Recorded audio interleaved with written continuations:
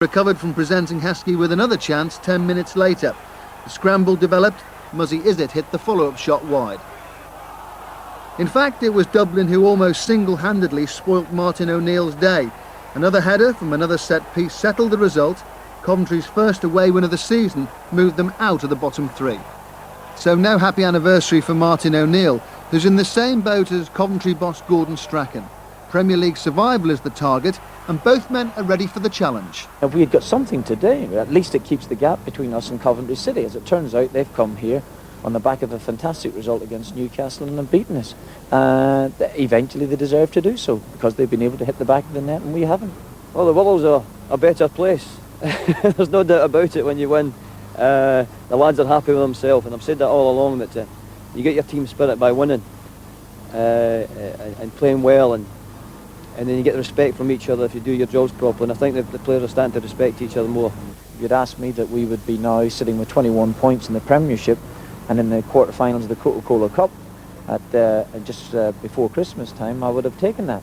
So the progress has been significant, it's been excellent, but we've got to keep it going. There's no point in being getting up, getting promotion, doing all that hard work and finding it going down the drain again. So it's just going to be a long, hard struggle for us.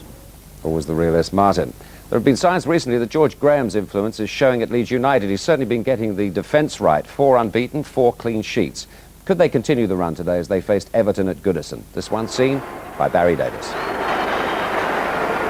For Gary Speed, a Christmas meeting with old friends. For Ian Rush, an Everton supporter as a boy, a return to a happy hunting ground. It's nice for Gary Speed to welcome old colleagues from Leeds United as Everton's top scorer. And it's nice too for Joe Royle that he can put the name of Tony Grant on the team sheet, an ankle problem having cleared up. Craig Short, though, is a change made by the manager, and he has rested to the bench the promising Michael Branch. Everton were very happy when Ian Rush broke his scoring duck for Leeds, but with 10 goals in 14 League and Cup derby matches playing for Liverpool, he will certainly be closely watched today. Joe Royle will know well Gunnar Haller, the recent signing by George Graham, who also brings back into the side David Weatherall. The Cup final referee on Everton's day is in charge today, Gerald Ashby from Worcester. Everton playing from left to right against the goalkeeper Nigel Martin, who's already been shown the reaction of the Everton fans for the fact that he chose Leeds and not them.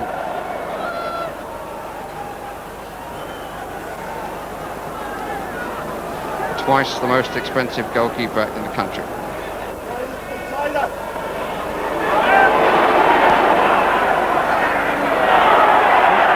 Taken by Dean, here's Rush! That's a very good save by Neville Southall to deny Sharp. He was very, very quick off his line.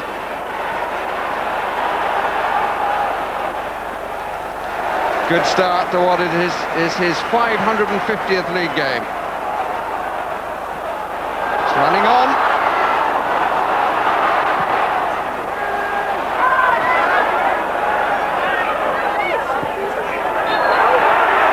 Challenge was a bit late. Sharp. Ball was never stationary, but play continues. Taken by Kanchelskis, rolled it off his chest. Ferguson left, Grant right.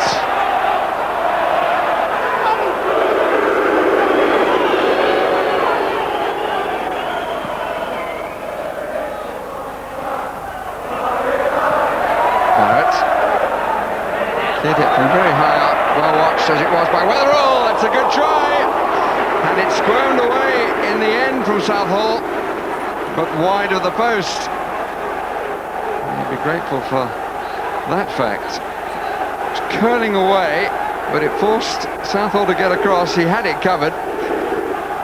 Sharp to take, 3 in the 6-yard box, 3 out of it. Met by Weatherall. Bowyer flicked away from him by Grant. Sharp finds Rush, space left side. Palmer.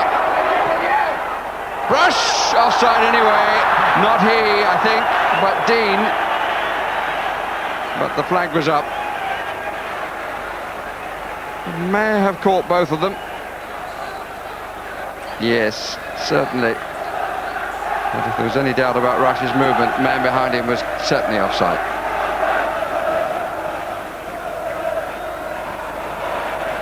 Speed, got inside Radibi. Ferguson!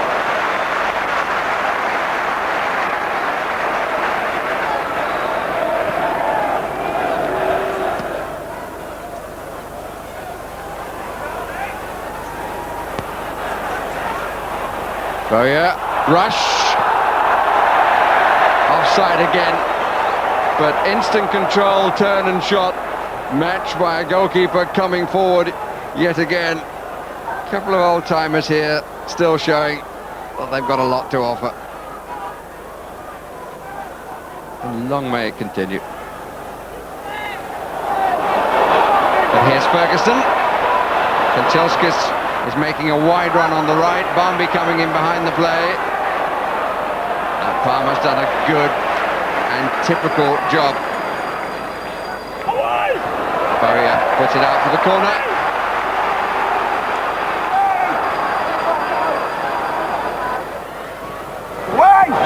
Flick back by Watson. That's a corner. Shot from Ferguson. Hit Palmer.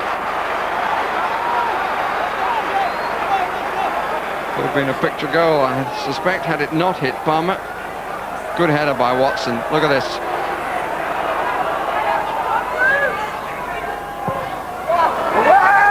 Speed. Foul on the goalkeeper, says the referee.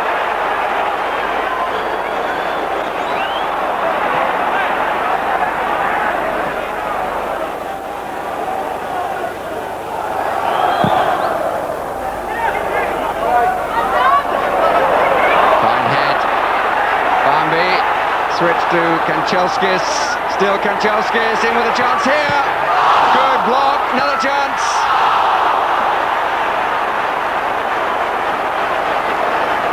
Scored in this fixture last year, and that was his first real chance this year.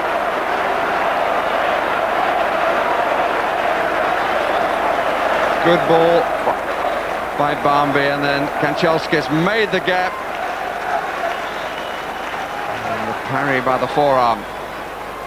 Shot was a bit straighter than it might have been, and the second one was a good deal higher than it needed to be.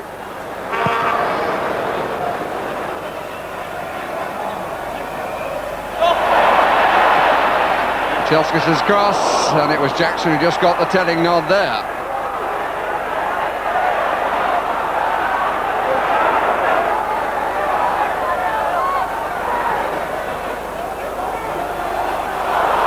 Dean, the flag stays down. This is a real chance for Brian Dean. And one which is spurned as he tried to chip Neville Southall. Rush, who played it through. The appeal for offside was not answered in the affirmative. Christmas gift that he unwrapped and found nothing there.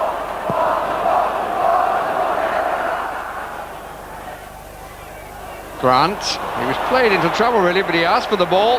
This is Dean, sharp to the left. Good play by Dean. Oh, that's going to be a booking for Unsworth.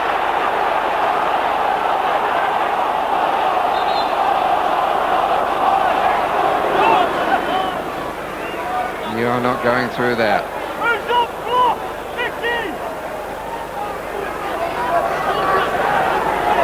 Kelly takes. Oh, and very nearly scores. Goal kick, off the crossbar, no touch from the goalkeeper. Nice attempt. I think Southall was beaten there.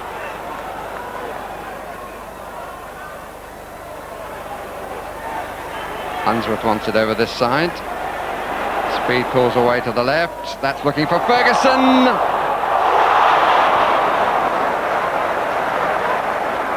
Well, had Nigel Martin looking with concern. But it finished up on the roof. Well received. Delivered by Rush. Bowyer! Oh, he's unlucky. Best thing we've seen from the player signed by Leeds from Charlton Athletic. Again, I would suspect, even though he'd come out to narrow the angle, that Southall was actually beaten.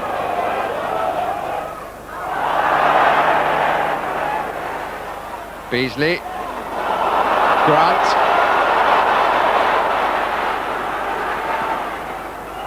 Bambi.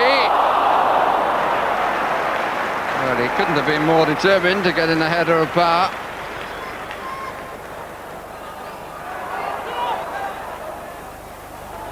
Palmer. Physical presence then. Parkinson. Speed. Free kick is against Weatherall.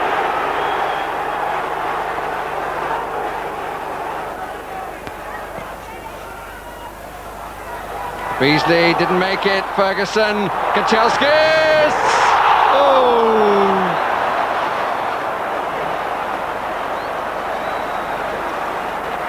Can't believe that.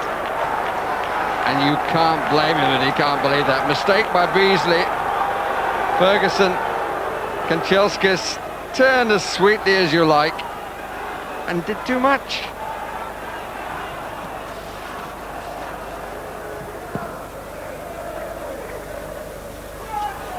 Watson's head. Ferguson not the best to control that time. Jackson, who's played well. That's a lovely ball to Rush. And a very good block by Barrett, still on for Leeds in the person of Kelly. Rush once more. Oh! And Dean off the post from barely a yard.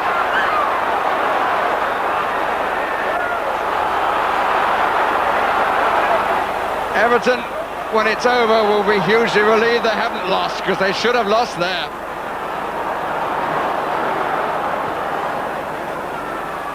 Rush twice involved, and how did Dean miss from so close a range? The referee looks at his watches, and we're playing the time he's allowing now. Sharp. And stronger in the second half, Lee Sharp, but he's stopped in his tracks here by the final whistle. And Brian Dean had two chances. Leeds United carry on with their record. Neither goalkeeper is beaten. Nigel Martin at one end, Neville Southall at the other.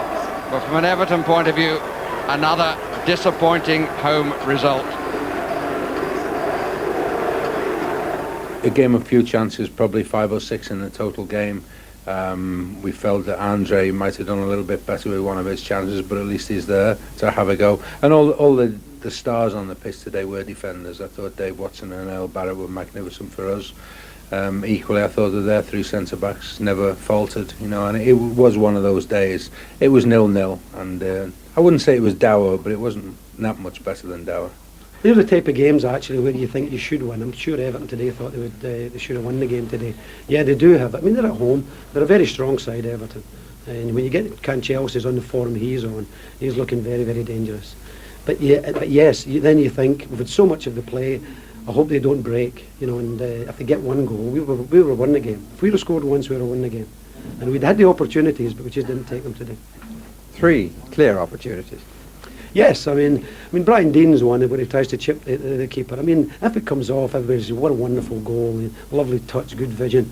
But when you miss it, you know, you should have seen my face on the dugout, you know. Nick, ultimately frustrating for you. Yeah, it was. They're a very hard side to break down. And to be fair, not many teams are going to beat Leeds this season. You know, George Graham's did his own work today, but it was a bit frustrating for us. But saying that, you know, I suppose we'll take the point. And you nearly lost all 3, didn't you? Yeah, we did. Brian Dean had a good chance, and I thought Ian Rush was going to come back and haunt us again at the end there. But, you know, they had a few chances and so did we, so I suppose the draw was a fair result. Well, no real surprise that George would get the defence right first. Alan would have enjoyed this. Good defending there. Great defending. Yeah, I mean, you know, he organised it well. He had a look at Everton. I mean, he put Haller in as the left wing back to Mark Kanchelskis. Radaby followed Gary Speed all over the place. 3 sort of central defenders did well on the 2 strikers. And you know, wherever you look, there were 8 men goal side, and it made it very difficult for them to break down. And you know, this is their formation, like 5 at the back there, 2 in the midfield. Radaby at the top of the picture there, just going to challenge Speed, and Gary Kelly just ahead. Those 8 were always goal side. There they are again. Young Mark Jackson has come on to replace Radaby. He does the marking job on Speed, did it very effectively. And whenever the loose ball broke, there always seemed to be 2 Leeds men pouncing on it. And even Ken Chelsea's, when he got the odd bit of space here, you know, he tried to run at them, open them up, but he gets funneled across the middle. There's always 6, 7 Leeds players. They work so hard and you know, very effective. I'll tell you what, nobody over this holiday period is going to enjoy playing against them. There's the old Christmas put, they better cut down, because they will run and work. And even when there were openings, Carlton Palmer like that, fully committed to the tackle. And the one occasion when perhaps it looked as if they were going to be opened up, Duncan Ferguson coming into the box, and really Paul Beasley, no allowance for a mistake there, and he timed it superbly. Excellent performance. People won't enjoy playing against them. What about watching them? Well, let's wait for a little bit later. You couldn't say they were entertaining. They had chances, though, today. They should have won, I thought. But, you know, he's got to get the back sorted out first, and he's done that. And certainly I'm sure they'll progress from an attacking unit as the season goes on. Thank you. Now, where were you when Nadal missed that penalty against England, or when Gascoigne scored that cracker against Scotland? We'll be helping you recall it all Monday night.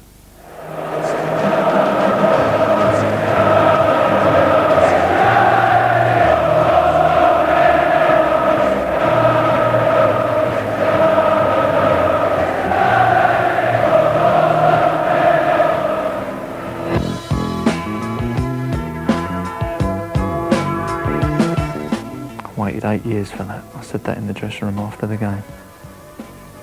I waited 8 years for that. We just wanted a wee bit of glory for them, you know, just to get through that first stage.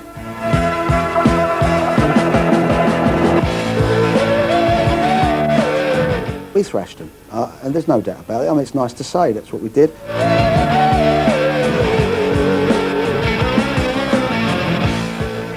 I felt that I'd let, I was part of letting the country down.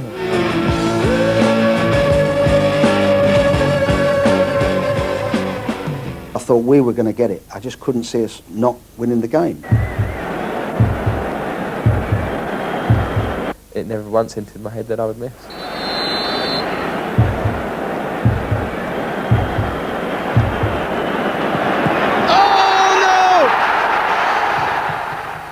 When football came home Monday night 10:30, England still don't win it, but it's not a show to miss. And there's a full programme of Premiership games on Boxing Day. We'll have all those goals as we bring you next Saturday's games in our next match of the day on December the 28th.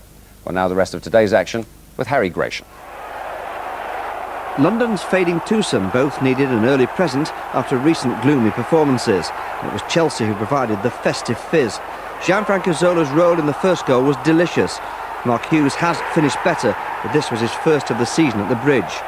Hughes turned provider for the second, and Zola served up a mini feast with this one-on-one against Mr. Dix. Julian lost. Zola's goal possibly the lift-off his season is promising. West Ham at least bounced straight back. Keith Rowland's cross, Newell's touch on, and what a time for Hugo Porfirio to score his first Premiership goal. But before half-time, Chelsea virtually secured the points with their third goal. Mark Hughes was waiting for this kind of cross, his second of the day, an all too rare vintage these days. For Harry Redknapp, the end of a dreadful week.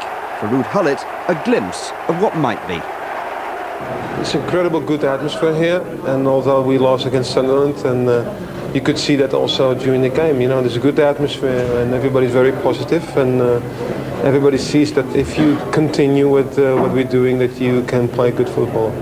Southampton's fans have had nothing to cheer in the Premiership since they beat Manchester United 6-3 in October, and the omens weren't good when their offside trap failed and Christian Daly raced on to score only his third goal for the club.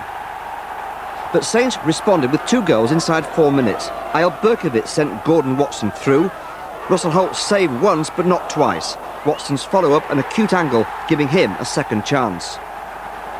Saints took the lead with a goal Jim Smith, the Derby manager, blamed his keeper for. Robbie Slater's run carved open the Rams' defence. Should Holt have cut out the cross? Matthew Oakley didn't care.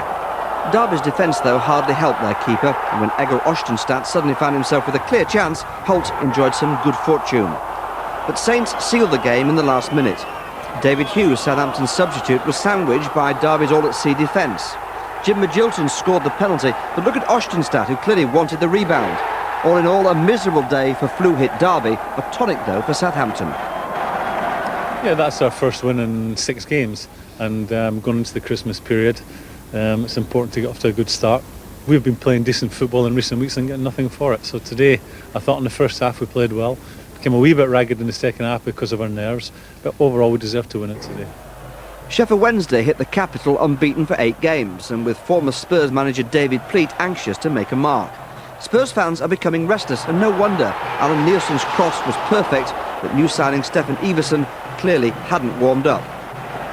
But Wednesday were beginning to, and soon took the lead. No one could have timed the opportunity better than goal scorer Ian Nolan. It was his first strike of the season, a 20-yard effort which underlined Wednesday's status as a difficult side to beat at the moment. Spurs did equalise before half-time. Some head tennis didn't look too threatening, until Teddy Sheringham's cross opened up Wednesday. Iversen headed on, and Alan Nielsen was the man who scored at close range. Generally, Spurs looked lacklustre and rarely managed any sustained pressure on Wednesday's well-organised defence. But they did manufacture one clear chance to win the game. Teddy Sheringham's shot hit the post, and Rule Fox following up hit the rebound straight at Kevin Pressman. Spurs fans want success, and they've been quick to criticise their team recently. I think we're through that now, and we started again, and I think we played very well the last couple of games, but fortunately we didn't make the winning goal. But I think the team is playing very good now. We're trying very hard in training to score the goals, and I think it's going to be better for every game. The table, Arsenal missed the chance to go back to the top after their defeat at Forest. Leaders Liverpool play Newcastle on Monday. Wimbledon face Aston Villa tomorrow. Manchester United's win over Sunderland lifts them to 4th. Other end, despite their win, Forest stay bottom, but they now trail Blackburn on goal difference. Blackburn's game with Middlesbrough was postponed due to injuries and illness in the Borough squad. That's unusual. Coventry's win at Leicester lifts them out of the bottom 3. The plus for Ian Wright in a mixed day was that his goal against Forest took him to 14 in Premiership matches this season. Joint second on 10 are Alan Shearer and Robbie Fowler, who come face-to-face in that match on Monday. And Solskjaer, with 2 goals for Manchester United today, joins 4 other players on 8 goals. That's it. We wish you a Merry Christmas, but we hope you'll save yourselves to join us next Saturday. Our man of the day, well, it has to be, doesn't it? But he had a little help. Good night. To be quite honest with you, I had my wife helping me out trying to pick a team last night. I picked a team which I thought was quite good, and when I counted the players, I had 12 on the pitch.